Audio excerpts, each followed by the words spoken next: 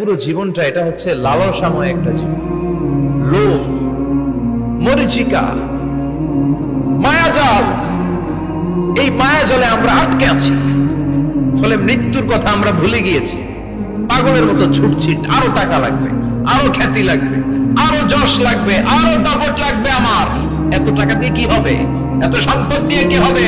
এত ব্যস্ততা দিয়ে কি হবে? তোমার স্টপ, থামুন, অনেক হয়েছে। আন্না, থামুন, take a rest, take a breath and think about death.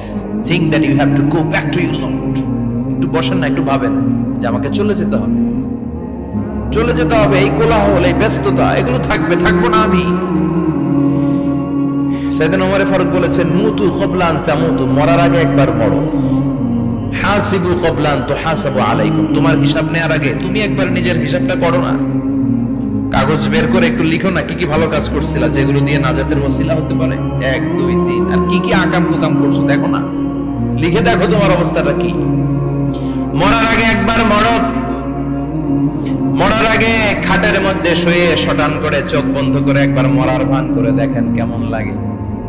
চোখটা বন্ধ করেন আর ভাবেন আপনি নাই, কি কি হতে পারে ভাবেন।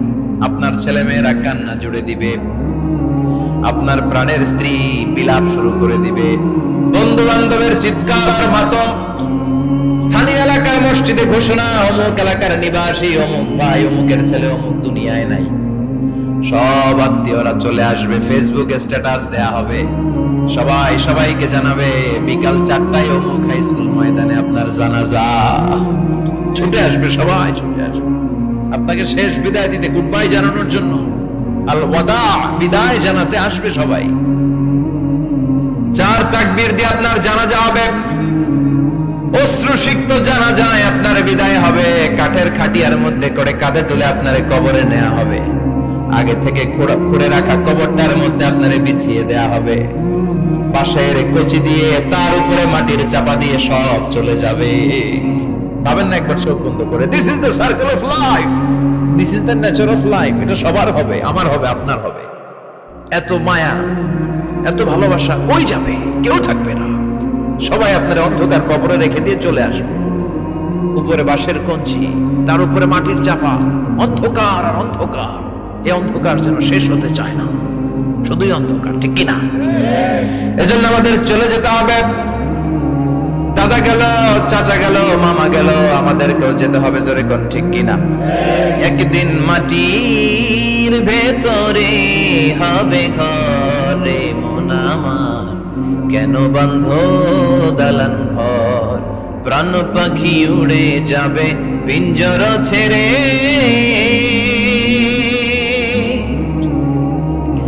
ধরা ধামে সবই রবে, তুমি যাবে চলে।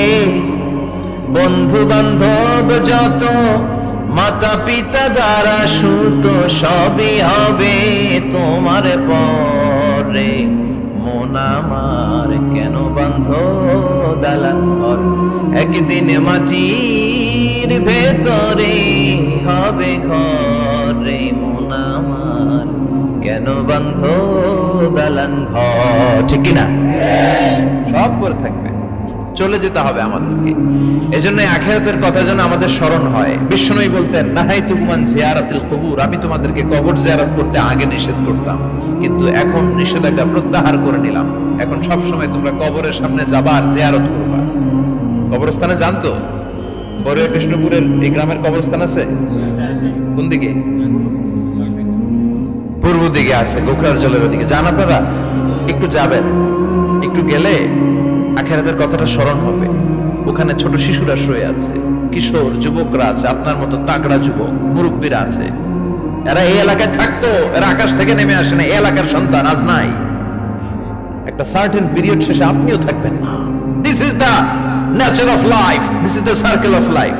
ছোট্ট শিশু হয়ে এসেছিলেন, শৈশব, কৈশোর, যৌবন, প্রৌঢ়ত্ব। আগে ছিলেন সিঙ্গেল, বিয়ে করে হয়ে গেলেন ডবল।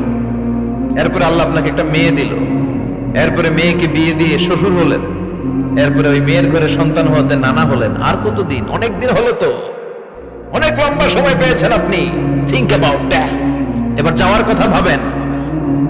আখিরাতের সামানের কথা ভাবেন, ফিরে যেতে হবে। কি শক্তিশালী যুবক, বার্ধক্য চলে আসলে লাঠি ছাড়া চলতে পারে না। কুচকুচে কালো দাড়ি সাদা হয়ে যায়, দাড়ির শুভ্রতা, বয়সের ভার, রং ধরা যৌবন জং ধরে শেষ, ঠিক কিনা?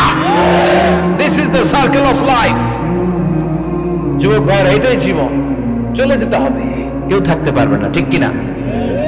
এটা রিমাইন্ডার আল্লাহ এই সূরার ভেতরে দিয়েছেন যে তোমাদেরকে ফিরে যেতে হবে।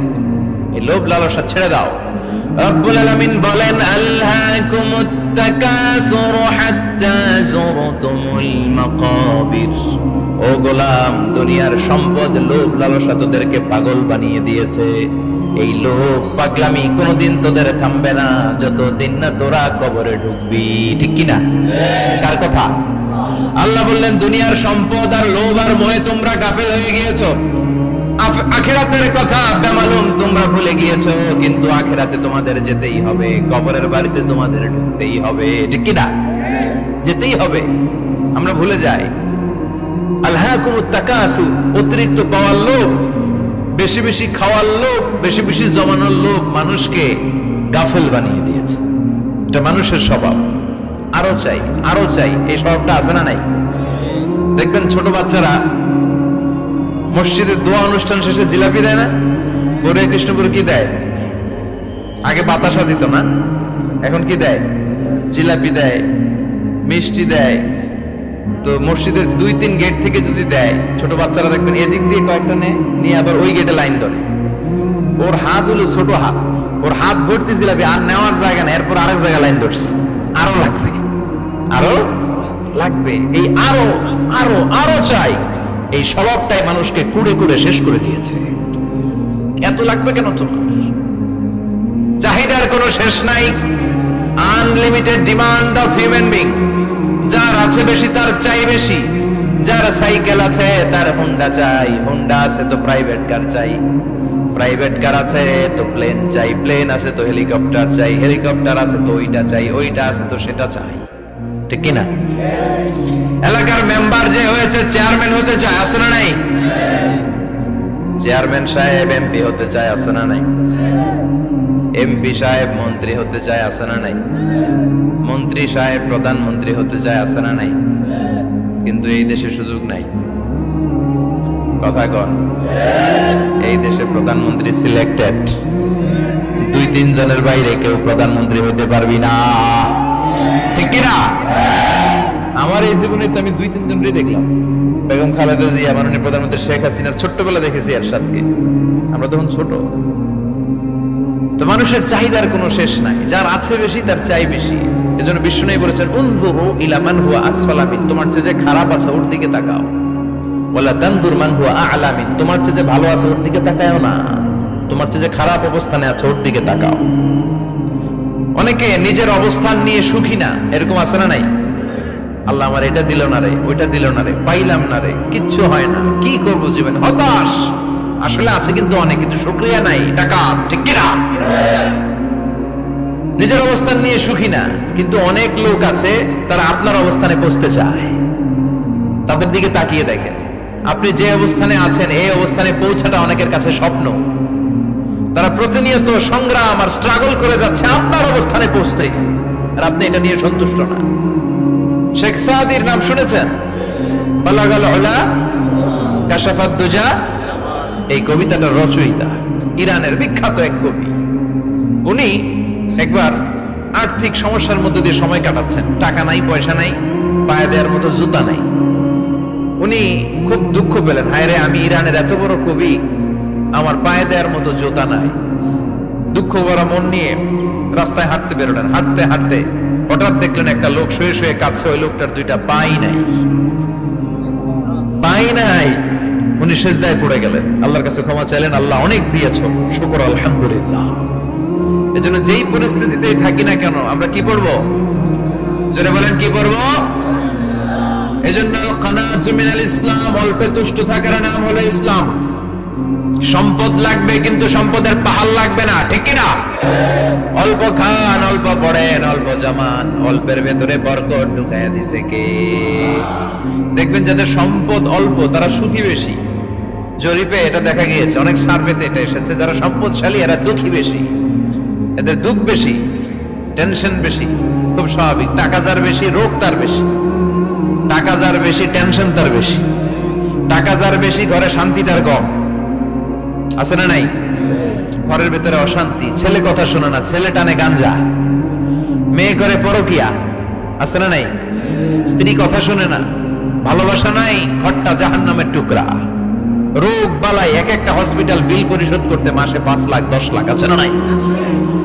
কিছু খেতে পারে না, ডাক্তার একেবারে ডায়েট মেনু বেঁধে দিয়েছে। Diet, very diet menu.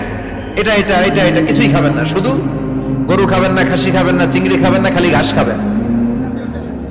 ইচ্ছে মতো ঘাস খাবেন, মানে ঘাস জাতীয় যত আইটেম আছে সব খাবেন। শাক খাবেন, সবজি খাবেন, সালাদ খাবেন। গরু, চিংড়ি, মুরগি, গোশত, ইলিশ কিছু খেতে পারে না। তাহলে রোগ বেশি, খাওয়ার মজা নাই, ঘরে সাংসারিক শান্তি নাই, খালি ব্যারাম আর ব্যারাম। ঠিক কিনা? কিন্তু সম্পদের পাহাড় ঘটেছে। আর অল্প যারা খায়, অল্প পড়ে, রিক্সাওয়ালা, কুলিওয়ালা, অল্প বেতনের চাকরি, কিন্তু হক হালালি মেনে চলে, দেখবেন শান্তি আছে অনেক। হ্যাঁ, বাসা ভাড়া দেয়, ফ্যামিলি চালায়, বাচ্চাদের স্কুল বিল, এরপরও মাস শেষে 1-2 হাজার টাকা হাতে থেকে যায়। আর ওর প্রতি মাসে 10 কোটি টাকা ইনকাম, তারপরও ব্যাংকের ঋণ আছে না নাই? সুখ কারে বলে? কিভাবে আপনি সুখকে ডিফাইন করবেন? সুখ তো টাকায় কিনা যায় না। শান্তি টাকা দিয়ে হয় না, শান্তি দেওয়ার মালিককে। শান্তি আছে অল্প খেয়ে শুকর করার মধ্যে, শান্তি আছে আলহামদুলিল্লাহর মধ্যে। চিল্লায় বলেন ঠিক কিনা? এজন্য অল্প খাবো, অল্প পড়বো, অল্প জামাবো। অল্পের ভেতরে বরকত দিয়েছে কে? দেখেন, ধনী ভাইরা খেতে পারে না, কিন্তু রিকশালার কি সমস্যা হয়? রিকশালারা সব খেতে পারে। কুলিওয়ালা, দিনমজুর, এরা একেবারে স্লিম, সুঠাম দেহি, মেদহীন পেট, পেটে কোনো মেদ নাই, ভুড়ি নাই। আর কোটিপতিদের মেদ আছে না নাই?